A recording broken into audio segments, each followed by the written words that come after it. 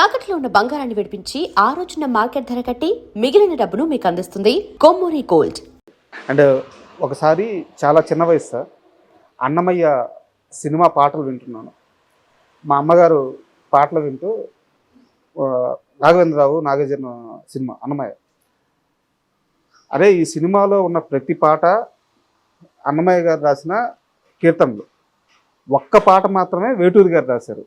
కానీ ఆ కీర్తనలు ఏ స్థాయిలో మనకు వినసొంపుగా ఆనందభరితంగా ఉంటాయో, ఈయన రాసిన ఒక్క పాట కూడా అన్నమయ్య రాశాడేమో అనిపిస్తుంది. అది అన్నమయ్య జననం పాట, తెలుగు పదానికి జన్మదినం. అది సార్ అసలు ఆ పాట వింటుంటే అన్నమయ్య గారే ఈయనలోకి ఆవాహన అయ్యి ఆ పాట రాయించుకున్నారా అనిపిస్తుంది సార్. ఇక్కడ ఒక తమాషా ఇది చెప్తాను, పోలిక. శంకరాభరణం అన్నారు సార్. శంకరాభరణం ఒక క్లాసిక్గా మిగిలింది, మంచి పేరు వచ్చింది ఇంటర్నేషనల్గా. ఇప్పుడు అలాంటి సినిమా తీయాలని అందరికీ ఉంటుందిగా. నేను కూడా విశ్వనాథ్ గారికి అంత పేరు వచ్చింది కదా, నేను కూడా అంత మగాడిని, నేను అంత ప్రతిభావంతుడిని, నేనేం తక్కువ అని అందరూ సినిమా తీయాలనుకుంటారు. అది తీశారు. వాటిల్లో వచ్చింది మేఘ సందేశం. అట్లాగే దాంట్లో రాశాడు. అలాగే అదే సినిమాకి మన శంకరాభరణానికి పనిచేసినటువంటి జంధ్యాల గారు ఆనంద భైరవి సినిమా తీశారు. ఇది డ్యాన్స్ క్లాసికల్, దాంట్లోనూ రాశాడు. దాంట్లో మళ్ళీ దేవులపల్లి గారు పాతది వాడుకున్నారు. వేరే మంగళంపల్లి వారు రాశారు పాట. మిగతా 4-5 పాటలు ఫాదర్ రాశారు. అట్లాగే ఇదే కోవలో అన్నమయ్య కూడా వస్తుంది. అట్లాగే అదే టైంలో త్యాగయ్య అనే సినిమా తీశారు బాపు రమణ. పెద్దగా జనానికి గుర్తుండకపోవడం, అది కొంచెం ఆర్థికంగా పెద్దగా ఆడలేదు కాబట్టి గుర్తుండకపోవచ్చు. ఈ 4 సినిమాలు, శంకరాభరణం, త్యాగయ్య, మన మేఘ సందేశం, ఆనంద భైరవి, ఈ నలుగురు ప్రయత్నించి ఆ సినిమాని మ్యాచ్ చేయాలని, వాళ్ళు కూడా అంత మంచి పేరు తెచ్చుకోవాలని ప్రయత్నించినటువంటి సినిమా అండి. ఈ 4 ఒక విషయం ఉంది, విశేషమైన విశేషం ఏంటంటే మా ఫాదర్ ఒక్కళ్ళే ఈ 4 సినిమాల్లో పనిచేసింది. బాలసుబ్రహ్మణ్యం గారు మేఘ సందేశంలో పాడలా, మ్యూజిక్ డైరెక్టర్స్ వేరే మ్యూజిక్ డైరెక్టర్స్, సుశీల్ గారు అన్నిట్లోనే పాడలా. ఒక సంగీత పరంగా టెక్నీషియన్ ఒక్కడే మా ఫాదర్ ఈ 4 పనిచేసింది. అదొక అపూర్వమైన గౌరవం. ఇది పక్కన పెడితే వాగ్గేయకారులు అనేటువంటిది ఇది తీసుకుంటే ఇది ఒక అదృష్టం. త్యాగయ్య గారి సినిమాలో పాటలు రాశారు. త్యాగయ్య గారి భార్య పాటలు, అంటే త్యాగయ్య గారి పాటలే ఉంటాయి, కానీ తన భార్య పాడేది ఆయన రాయలేదు కదా.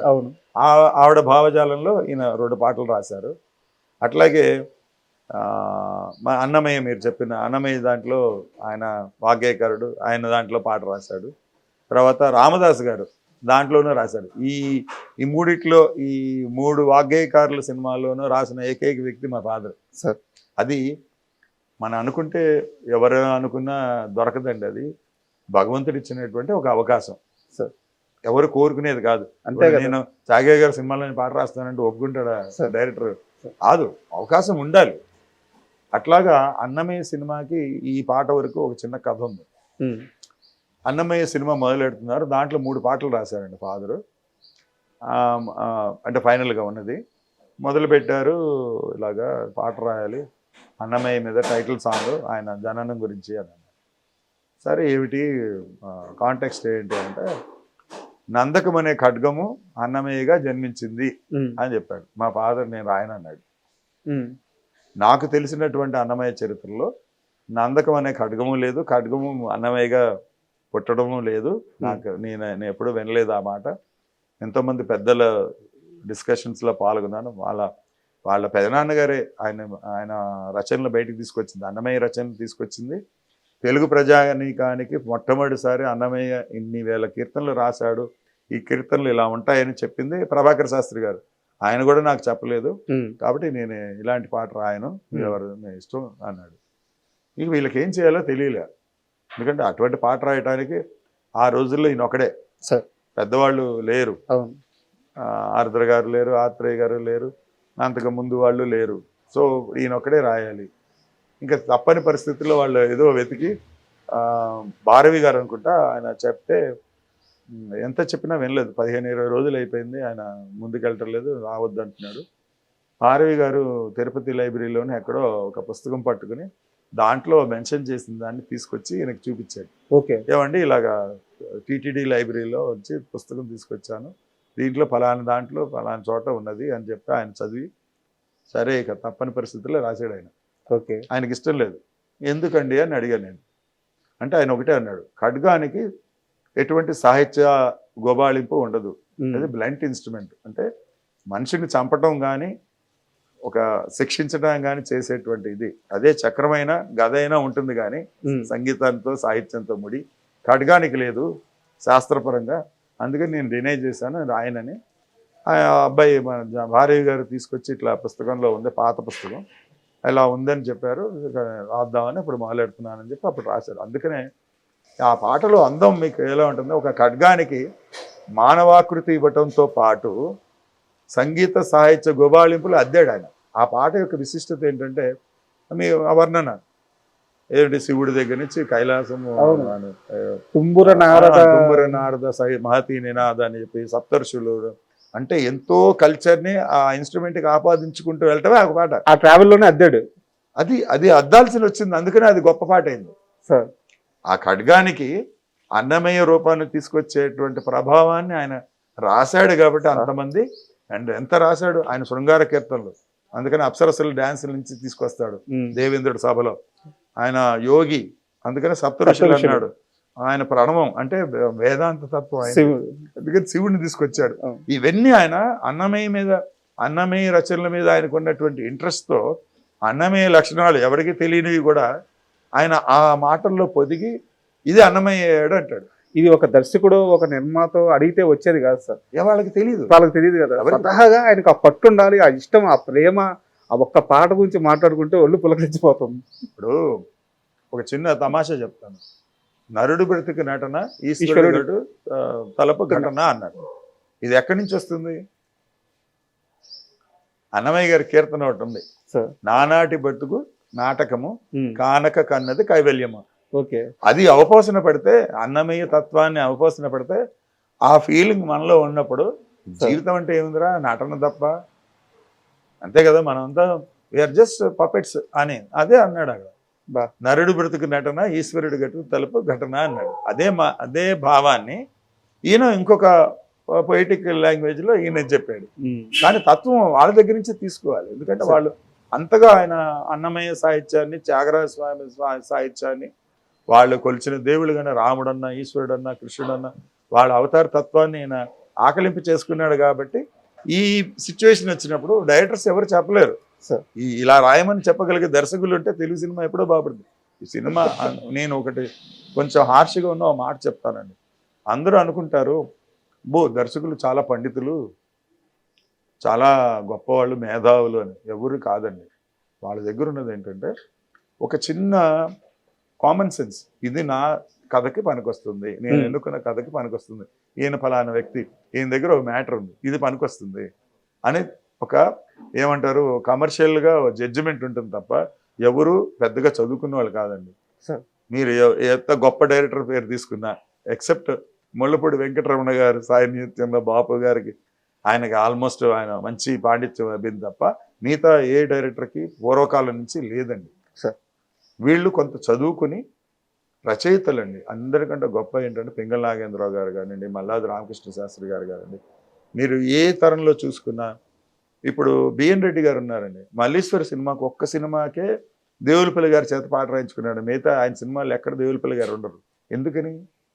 ఆ సినిమాకి దేవులపల్లి గారు కరెక్ట్, అందుకని ఆ ఒక్క సినిమాకి ఆయన పాటలు రాశారు. అది పట్టుకోవడమే డైరెక్ట్. మరి బిఎన్ రెడ్డి గారు ఎన్ని 30 సూపర్ హిట్ సినిమాలు తీసిన వాడు, మరి దేవులపల్లి గారు నాకు ఇంత పెద్ద హిట్ ఇచ్చాడు కదా, రెండో పాట ఎందుకు ఇవ్వలే ఇంకో సినిమాలో? ఇది ఈ విజ్ఞత, కమర్షియల్ విజ్ఞత మట్టుకే ఉంటుందండి. తర్వాత ఎన్నుకున్న సబ్జెక్ట్ మీద 10 మంది రచయితలను తీసుకుని, మన పండితులు మలాది గారు కానివ్వండి, ఆరుద్ర గారు లాంటి వారు కానీ తీసుకుని చర్చల్లో కూర్చోబెట్టి వాళ్ళు నేర్చుకునేవాళ్ళు. రామారావు గారికి నేను ఇంకొకటి విషయం దీంట్లో చెప్తాను. ప్రతి రచయిత, పేరున్న రచయితలు ఆ కాలంలో ఒక సంస్థకు కానివ్వండి, ఒక దర్శకుడు కానివ్వండి, ఒక సీనియర్ నటులకు కానీ అటాచ్ అయి ఉండేవాళ్ళు. అది ఎందాకా సాగిందంటే కృష్ణ గారి దాకా సాగిందండి. వాళ్ళ ఆస్థానంలో 2-3 రచయితలు ఉంటారు, వాళ్ళు చెప్పిన మాట వీళ్ళు వింటారు.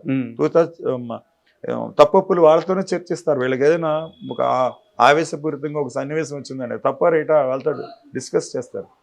ఇది జరిగిన నాళ్ళు మంచి సినిమాలు వచ్చినాయి. సార్ అంటే క్లాసిక్స్ మనం వాళ్ళ కూడా మనం 10 మంది పాడుకుంటున్నారు, సినిమాలు చూస్తున్నారు, చెబుతున్నారు, గొప్ప దర్శకులు అనుకుంటున్న వాళ్ళందరి సినిమాల్లోనూ ఈ రచయితలు ఉన్నారండి. అలాగే ఈ అన్నమయ్య సినిమాకి కూడా 2 రచయితలు ఉన్నారు ఆయన తీయటానికి కారణం. ఒకటి ప్రథమ కారణం, అన్నమయ్య సినిమాని 2-3 తీయాలనుకున్నారు. ఆత్రేయ గారు తీయాలని స్క్రిప్ట్ వేసుకున్నాడు, జంధ్యాల గారు తీయాలని, పాటలు కూడా 24 పాటలు రికార్డ్ చేశాడు ఆయన ఒక కాలంలో, కానీ కుదరలేదు. మరి ఆయనకి రాసింది అది ఎలా వచ్చిందంటే, 1 సంవత్సరం పాటు పాపం రాఘవేంద్రరావు గారికి కోరి అన్నమయ్య సినిమా తీస్తే మీరు ఫర్ ఎవర్ నిలబడతారని చెప్పినటువంటి జొన్నవిత్తుల రామలింగేశ్వరరావు గారు ఆయన ప్రధాన ప్రేరకుడు. అది అయిన తర్వాత ఆయన తీసుకెళ్లి మన జేకే భారవి గారిని పరిచయం చేసి ఆయన దగ్గర స్క్రిప్ట్ ఉంది అని చెప్పి అట్లా ఆ కలయిక జరిగిందండి. ప్రతి గొప్ప సినిమా వెనకాల ఒక ప్రధానంగా ఒక రచయిత ఉంటాడండి. అంటే మీరు అవార్డ్స్ పరంగా కానివ్వండి, గొప్ప సినిమా అంటే డబ్బులు వచ్చింది కాదండి, పేరు వచ్చింది. మీ మదర్ లాగా మీ పెద్దవాళ్ళు కానీ ఇంకోళ్ళు ఇంట్లో పెద్దవాళ్ళు కానీ మెచ్చుకున్న సినిమా ఏదైనా ఉందంటే దాని వెనకాల ప్రథమ కారణం ఒక రచయిత ఉంటాడు. ఇది నేను మీరు ఇచ్చినటువంటి అవకాశం ద్వారా చెప్పాలనుకున్నది. మీరు క్యాలిక్యులేట్ చేసుకుంటే ఎవరైనా ఈ కార్యక్రమం చూసేవాళ్ళు రామారావు గారు వెనకాల మన కొండవీటి వెంకట కవులు ఉన్నారు, అవును, కృష్ణ గారి వెనకాల మహారథి గారు ఉన్నారు, దాసనారాయణరావు గారి దగ్గర పాలగొమి పద్మరాజు గారు ఉన్నారు, నేషనల్ అవార్డు సాహిత్య పీఠాన్ని తెచ్చుకున్నటువంటి మహానుభావుడు. అలాగే విశ్వనాథ్ గారి దగ్గర సముద్రాల జూనియర్ గారు, గొల్లపూడి మారుతీరావు గారు లాంటి, నారాయణ రెడ్డి గారు లాంటి పండితులు ఉన్నారు. బాపు గారి దగ్గర ముళ్ళపూడి వెంకటరమణ గారు, ఆరుద్ర గారు ఆయన ఆస్థాన విద్వాంసుడు బాపు గారికి. ఆయన వదిలిపెట్టి పాట ఎవరు. కానీ మా ఫాదర్ వచ్చిన తర్వాత ఎంత నమ్మకం చూడండి, సాన్నిహిత్య బలం అంటారు. ఒక రచనా బలాన్ని జడ్జి చేయటం అంటే, మీరు భక్త కనప సినిమా మీరు ఏదో టైంలో చూసి ఉండొచ్చు, లేదా పాటలన్నా చూసి ఉండొచ్చు. మరి దాంట్లో భక్తి తత్పరత ఆ మెయిన్ క్యారెక్టర్ సంబంధించిన పాటలన్నీ మా ఫాదర్కి ఇచ్చారు. 5 పాటలు 5 పద్యాలు, మిగతా వాళ్ళందరూ డ్యూయట్లు. మరి ఆయన నమ్ముకున్న ఆస్థాన విద్వాంసుడు ఆరుద్ర గారికి డ్యూయట్లే, నారాయణ రెడ్డి గారికి డ్యూయట్లే. మా ఫాదర్ ఒక్కడే ఆ సినిమా కథకి సంబంధించిన పాటలు రాసింది. మరి ఫస్ట్ సినిమా అది, వాళ్ళిద్దరు కాంబినేషన్. అంటే పత్రికా రంగంలో వాళ్ళిద్దరు పనిచేసినప్పుడు వాళ్ళు ఎటువంటి చర్చల్లో పాల్గొన్నారు, ఎటువంటి భావజాలాన్ని పంచుకున్నారు ఉంటుందండి. అంతే కదా, మీరు పనిచేసే చోట మీ సహచరులకి మీరెవరో తెలుస్తుంది. వాళ్ళు పైకి వచ్చినప్పుడు మిమ్మల్ని ఏ విధంగా చేపట్టుకొని వాళ్ళు మీ యొక్క టాలెంట్ని వాడుకోవాలనుకుంటారో అలా దాన్ని ఒక మార్గదర్శనం చేస్తారు. అదే రామారావు గారి దగ్గర నుంచి మా ఫాదర్ జరిగింది. ఎందుకంటే ఈ చర్చలు, పచ్చిమిరపకాయ బజ్జీలు తినడం ఒకటే కాదండి, దాంట్లో ఉండే సరసం కూడా ఉంటుంది కదా. ఆ కార్యక్రమంలో సాయంకాలం పూట ఒక 2 గంటలు 3 గంటలు ఆయన పనిలోంచి బయటకు వచ్చి ఒక ప్రాంతం మా ఫాదర్ ఉన్న చోటికి వచ్చి బజ్జిమిరపకాయ వేసుకుంటున్నారంటే ఏదో సాహిత్య చర్చ ఏదో జరుగుతూ ఉంటుంది. అవును,